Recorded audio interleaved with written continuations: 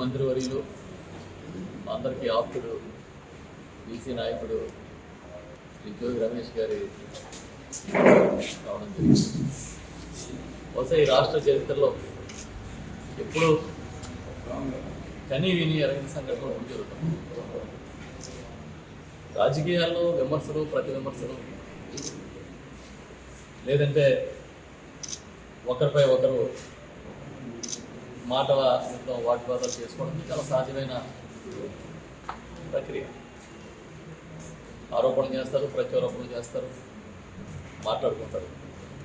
కానీ మొట్టమొదటిసారిగా చంద్రబాబు నాయుడు గారి నాయకత్వంలోని ప్రభుత్వం ఏ స్థాయికి తెగబడుతుందని అనడానికి ఇవాళ జోగి రమేష్ గారి మీద దాడి కానీ, వారి ఇంటి మీద దాడి కానీ, అదేవిధంగా మాజీ మంత్రివర్యులు అంబటి రాంబాబు గారి ఇంటి మీద దాడి కానీ ఒక ప్రత్యక్ష నిదర్శనం.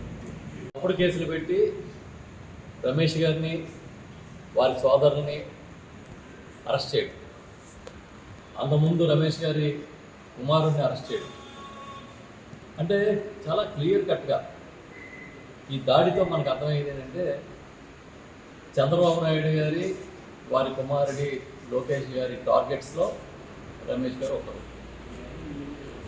ఆయన మీద కక్ష సాధించాలని వాళ్ళకు పెట్టుకున్న రెడ్ బుక్లో రాసుకుని దాన్ని అమలు చేస్తామని అర్థమవుతుంది.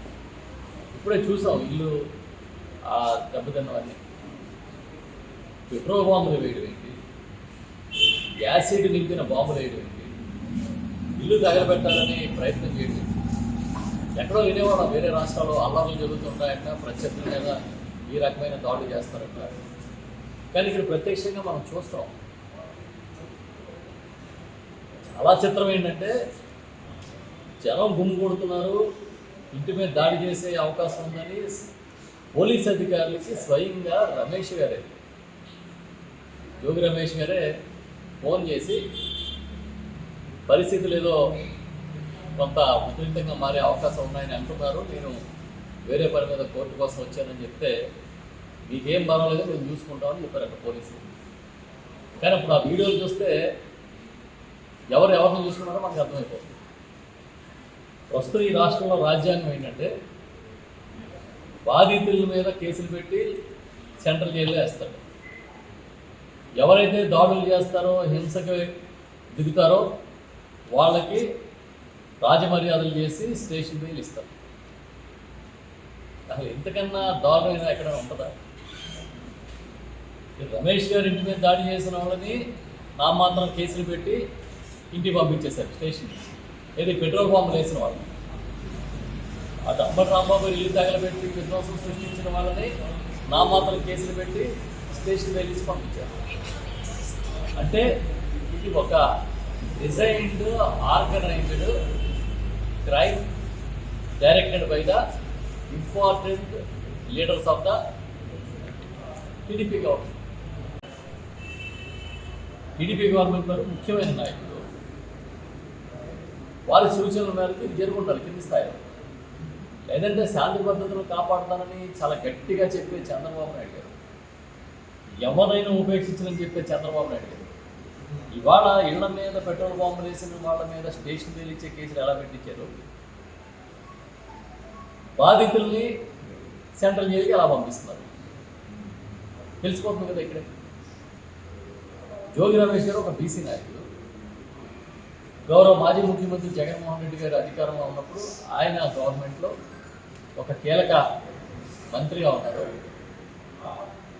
అలాంటి ఆయన్ని ఇవాళ రక్షణ లేదు అని బిక్కుమంటూ ఉండే విధంగా, కుటుంబాన్ని భయభ్రాంతులు చేసే విధంగా, వారి కేడర్ని భయభ్రాంతులు చేసే విధంగా ప్రయత్నం చేస్తున్నారంటే. వీరితో పాటు అంబటి రాంబాబు వారు కూడా ఒక సీనియర్ నాయకుడు, ఒక మాజీ మంత్రి, వారి కుటుంబాన్ని కూడా భయభ్రాంతులు చేసి ఇంటి ముందు వీరంగం సృష్టించి ఈ రెండు సంఘటనలు ఒకరోజు తేడా 48 గంటలు జరిగితే ప్రభుత్వం షోకీ న్యూస్ని ఎత్తుకుంది అనేది నా ప్రశ్న. దీనికి ఎవరు మద్దతు ఉంది? అసలు ఇలాంటి హింసాత్మక రాజకీయాలు, కక్షపూరిత రాజకీయాలు అనేది ఈ రాష్ట్రానికి మీరు తీసుకొస్తున్న ఒక కొత్త సాంప్రదాయం కాదా అని నేను ప్రశ్నిస్తాను. ఎక్కడైనా ఇలాంటి సంఘటనలు జరిగాయా?